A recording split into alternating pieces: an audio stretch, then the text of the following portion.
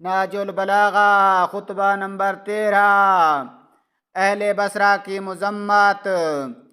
طلحہ تو ان باتوں پر چراغ پا ہونے لگے مگر زبیر نرم پڑ گئے، اور حضرت اس گفتگو کے بعد پلٹ آئے اور مسلم مجاشعی کو قرآن دے کر ان کی طرف بھیجا تاکہ انہیں قرآن مجید کا فیصلہ سنائیں، مگر ان لوگوں نے دونوں کو تیروں کی زد پہ رکھ لیا اور اس مرد خدا کا جسم چھلنی کر دیا۔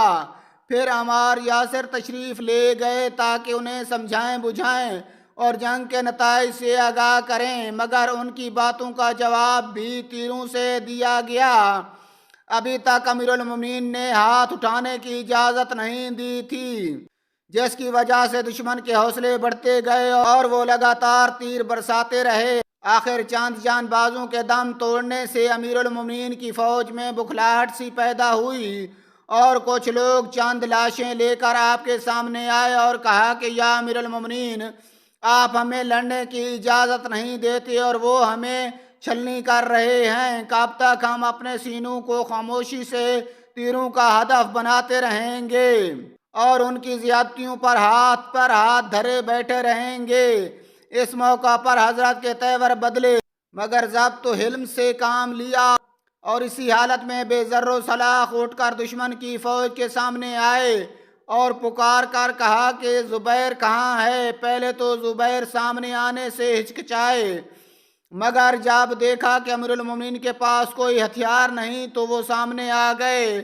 حضرت نے فرمایا، کیوں اے زبیر، تمہیں یاد ہے کہ ایک دفعہ رسول اللہ صلی اللہ علیہ وآلہ وسلم نے تم سے کہا تھا کہ اے زبیر، تم علی سے ایک دن جنگ کرو گے اور ظلم و زیادتی تمہاری طرف سے ہوگی؟ زبیر نے کہا ہاں۔ فرمایا تو تھا، تو آپ نے کہا پھر کیوں آئے ہو؟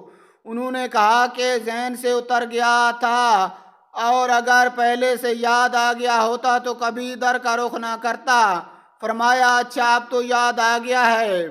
انہوں نے کہا ہاں، اور یہ کہہ کر وہ سیدھے ام المومنین کے پاس پہنچے اور کہنے لگے کہ میں تو واپس جا رہا ہوں۔ ام المومنین نے کہا کہ اس کی وجہ؟ کہا ابو الحسن نے ایک بھولی ہوئی بات یاد دلا دی ہے، میں بے راہ ہو چکا تھا مگر اب راہ پر آ گیا ہوں اور کسی قیمت پر بھی علی ابن ابی طالب سے نہیں لڑوں گا۔ ام المومنین نے کہا کہ تم اولاد عبد المطلب کی تلواروں سے ڈر گئے ہو؟ اس نے کہا کہ ایسا نہیں، اور یہ کہہ کر باگیں موڑ لیں۔ جب امیر المومنین اس گفتگو کے بعد پلٹ کر آئے تو دیکھا کہ دشمنوں نے فوج کے دانے اور بائیں حصے پر حملہ کر دیا ہے۔ حضرت نے یہ دیکھا تو فرمایا کہ بس اب حجت تمام ہو چکی ہے، میرے بیٹے محمد کو بلاؤ۔ وہ حاضر ہوئے تو فرمایا بیٹا اب حملہ کر دو۔ محمد نے سر جھکایا اور علم لے کر میدان کی طرف بڑھے، مگر تیر اس کثرت سے آ رہے تھے کہ ٹھٹک کر کھڑے ہو گئے۔ امیر المومنین نے یہ دیکھا تو پکار کر کہا کہ محمد آگے کیوں نہیں بڑھتے؟ کہا کہ بابا، تیروں کی بوچھاڑ میں آگے بڑھنے کا کوئی راستہ بھی ہو؟ بس اتنا توقف فرمائیے کہ تیروں کا ذرا زور تھم جائے۔ فرمایا کہ نہیں، تیروں اور سنانوں کے اندر گھس کر حملہ کرو۔ ابن حنفیہ کچھ آگے بڑھے مگر تیر اندازوں نے اس قدر گھیرا ڈالا کہ قدم روک لینے پڑے۔ پھر یہ دیکھ کر امیر المومنین کی جبین پر شکن آئی اور آگے بڑھ کر تلوار کا دستہ محمد کی پشت پر مارا اور فرمایا یہ مادری رگ کا اثر ہے۔ یہ کہہ کر علم ان کے ہاتھ سے لے لیا اور آستینوں کو چڑھا کر اس طرح حملہ کیا کہ ایک سرے سے دوسرے سرے تک فوج دشمن میں تہلکہ مچ گیا۔ جس صف کی طرف مڑے وہی صف خالی تھی، اور جدھر کا رخ کیا لاشیں تڑپتے ہوئے اور سر گھوڑے کے سموں سے لڑھکتے ہوئے نظر آئے۔ جب صفوں کو تہہ و بالا کر کے پھر اپنے مرکز کی طرف پلٹ آئے تو ابن حنفیہ سے فرمایا دیکھو بیٹا، اس طرح جنگ کی جاتی ہے، اور یہ کہہ کر پھر علم انہیں دیا۔ فرمایا کہ اب بڑھو۔ محمد انصار کا ایک دستہ لے کر دشمن کی طرف بڑھے۔ دشمن بھی نیزے ہلاتے ہوئے اور برچھیاں تولتے ہوئے آگے نکل آئے، مگر شیر دل باپ کے جری بیٹے نے سب پرے الٹ دیے اور دوسرے جان باز مجاہدوں نے بھی میدان کارزار کو لالہ زار بنا دیا اور لاشوں کے ڈھیر لگا دیے۔ ادھر سے بھی جان بازی کا حق پوری طرح ادا کیا جا رہا تھا۔ لاشوں پر لاشیں گر رہی تھیں مگر اونٹ کے گرد پروانہ وار جان دیتے رہے۔ اور بنی ضبع کی تو یہ حالت تھی کہ اونٹ کی نکیل تھامنے پر ہاتھ کونیوں سے کٹ رہے تھے اور سینے چھید رہے تھے، مگر زبانوں پر موت کا یہ ترانہ گونجتا تھا: ہمارے نزدیک موت شہد سے زیادہ شیریں ہے۔ ہم ہیں بنو ضبع اونٹ کے رکھوالے، ہم موت کے بیٹے ہیں۔ جب موت آئے ہم ابن عفان کی سنانی نیزوں کی زبانی سناتے ہیں، ہمیں ہمارا سردار واپس پلٹا دو، ویسے کا ویسا اور بس۔ ان بنی ضبع کی پس کرداری اور دین سے بے خبری کا اندازہ اس ایک واقعہ سے ہو سکتا ہے جسے مدائنی نے ذکر کیا ہے۔ وہ کہتے ہیں کہ میں نے بصرہ کا ایک شخص کان کٹا ہوا دیکھا تو اس سے اس کا سبب پوچھا۔ اس نے بتایا کہ میں جمل کے میدان میں لاشوں کا منظر دیکھ رہا تھا کہ ایک زخمی نظر آیا جو کبھی سر اٹھاتا تھا اور کبھی زمین پر دے مارتا تھا۔ میں قریب ہوا اور اس کی زبان پر 2 شیر تھے۔ ہماری ماں نے ہمیں موت کے گہرے پانی میں دھکیل دیا اور اس وقت تک پلٹنے کا نام نہ لیا جب تک ہم موت سے سیراب نہ ہو لیے۔ ہم نے شومی قسمت سے بنی تیم کی اطاعت کر لی، حالانکہ ان کے مرد غلام اور ان کی عورتیں کنیزیں ہیں۔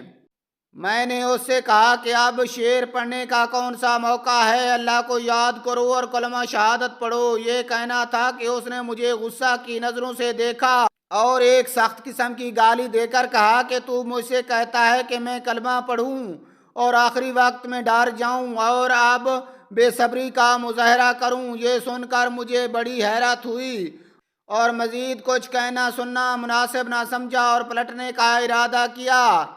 جب اس نے جانے کے لیے مجھے آمادہ پایا تو کہا کہ ٹھہرو، تمہاری خاطر اسے پڑھ لیتا ہوں، لیکن مجھے سکھا دو۔ میں اسے کلمہ پڑھانے کے لیے قریب ہوا تو اس نے کہا کہ اور قریب آؤ۔ میں اور قریب ہوا تو اس نے میرا کان اپنے دانتوں میں دبا لیا اور اس وقت تک نہ چھوڑا جب تک اسے جڑ سے نہ کاٹ لیا۔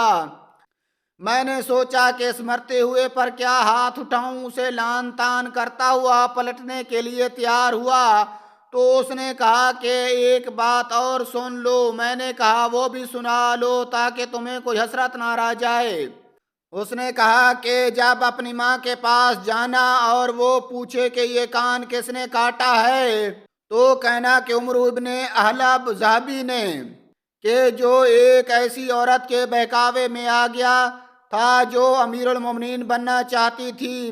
بہر صورت جب تلواروں کی کودتی ہوئی بجلیوں نے ہزاروں کے خرمن ہستی کو بھسم کر دیا اور بنی ازد و بنی ضبع کے سینکڑوں آدمی نکیل پکڑنے پر کٹ مرے تو حضرت نے فرمایا اس اونٹ کی ٹانگیں کاٹ دو، یہ شیطان ہے۔ اور یہ کہہ کر ایسا سخت حملہ کیا کہ چاروں طرف سے المان والحفیظ کی صدائیں آنے لگیں۔ جب اونٹ کے قریب پہنچے تو اشتر نافی سے کہا کہ دیکھتے کیا ہو، اس اونٹ کی ٹانگیں کاٹ دو۔ چنانچہ اشتر نے ایسا بھرپور ہاتھ چلایا کہ اونٹ بلبلاتا ہوا سینے کے بل زمین پر گرا اور اونٹ کا گرنا تھا کہ فوج مخالف میں بھگدڑ مچ گئی اور جناب عائشہ کا حوج تنہا رہ گیا۔ صاحب امیر المومنین نے بڑھ کر حوج کو سنبھالا اور محمد ابن ابی بکر نے امیر المومنین کے حکم سے حضرت عائشہ کو صفیہ بنت حارث کے مکان پر پہنچا دیا۔ 10 جمادی الثانی 36 ہجری کو یہ معرکہ ظہر کے وقت شروع ہوا اور اسی دن شام کو ختم ہو گیا۔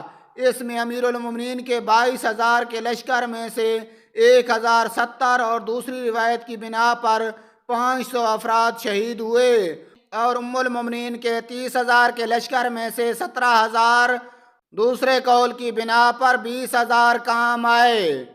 حوالہ جات: کتاب الامامت والسیاست، مروج المذہب، عقائد الفرید، تاریخ طبری۔